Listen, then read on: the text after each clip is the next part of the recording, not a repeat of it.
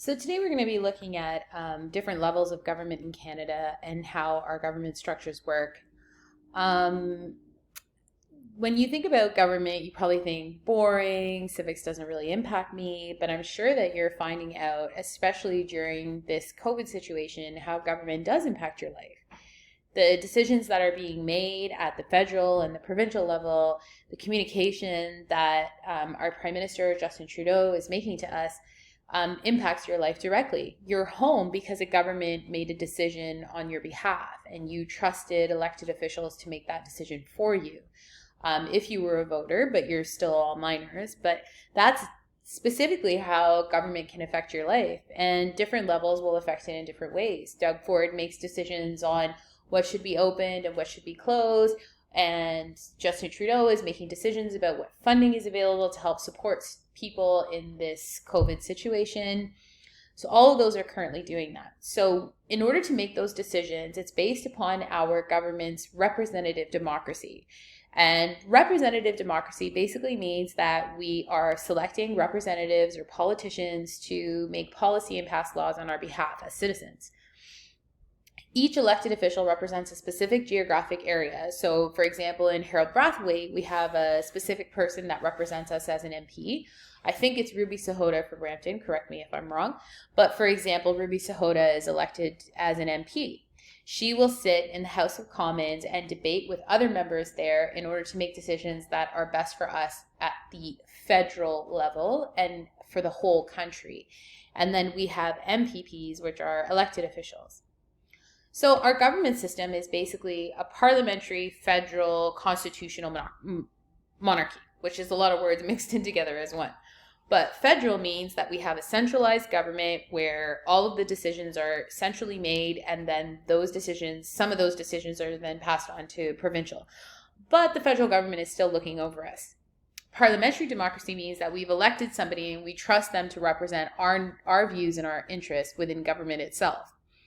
And constitutional monarchy is we had a British monarch that we probably paid a lot more attention to in World War I than we do today. If you remember, if you've taken Canadian history or you're currently taking it now, in World War I, the British or the Queen basically said to us that we have to participate in the war. Whereas now, that definitely wouldn't be the case. She has symbolic representation within our country. So at the federal level, we have members of parliament, which are MPs, and we currently have 330 MPs. MPs debate and pass laws in the House of Commons. So, for example, an MP would introduce the bill of legalizing marijuana. And what would happen in the House of Commons is they would debate on whether or not that should happen. If they all elect and a majority wins, and then marijuana is legalized within our country. So that's something that happens at the federal level.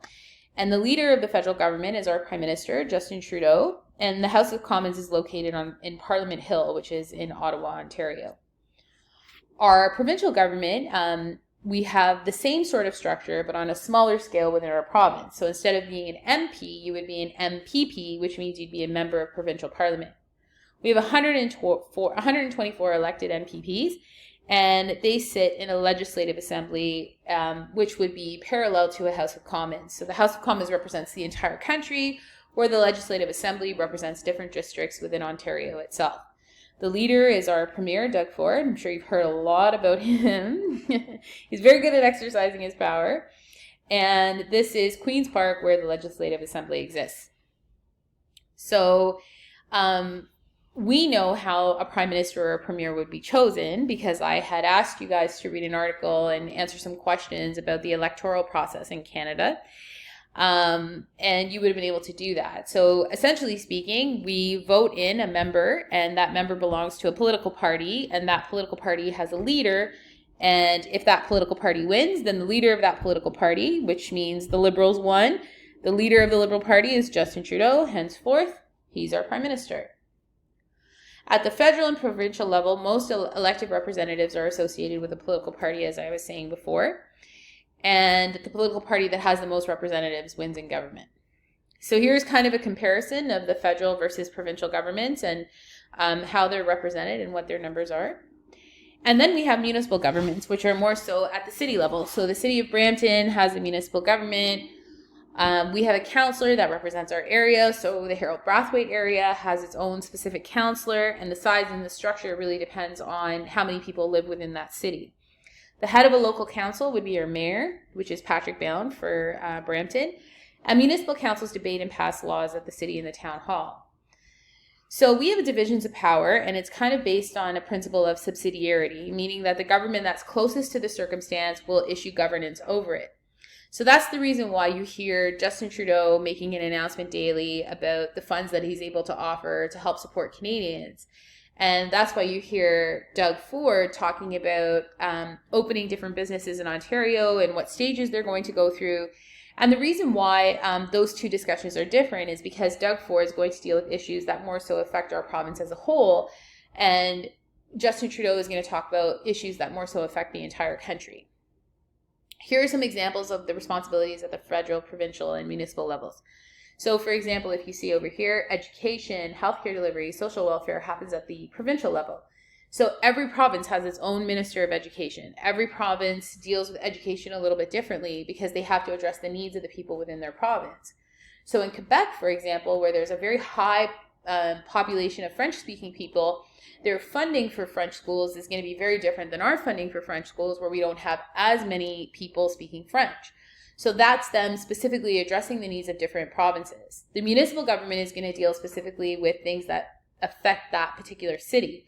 So roads and bridges, like Justin Trudeau might come by and say hi to us in Brampton, but he's not going to know where the roads are bad, and he's not going to know where the sewage problems are, or where there's an increase in population, where we might need a library. So he leaves that to the municipalities to make those decisions.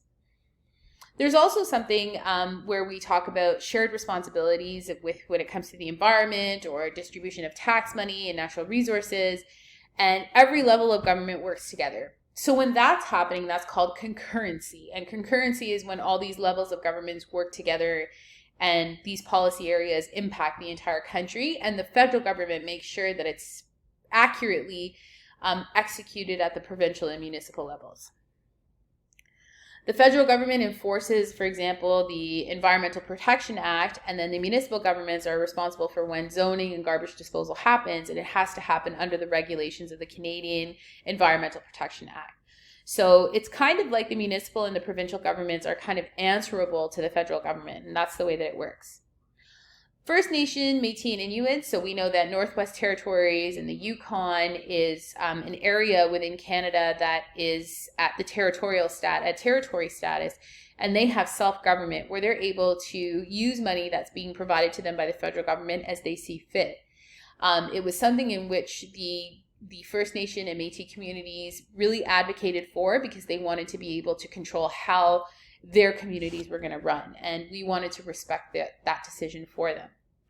And you can always feel free to contact your elected representatives, and they want to hear from you, and they want to hear what your issues are so that they can address the needs of their constituents, because that's their job to do. So government is impacting you in many ways. And why is it important for you to know which level of government is responsible for what? Because it keeps you informed so that when there's an election that comes around for our premier or for our prime minister, you know what values they represent, because those values are going to be represented for you in government.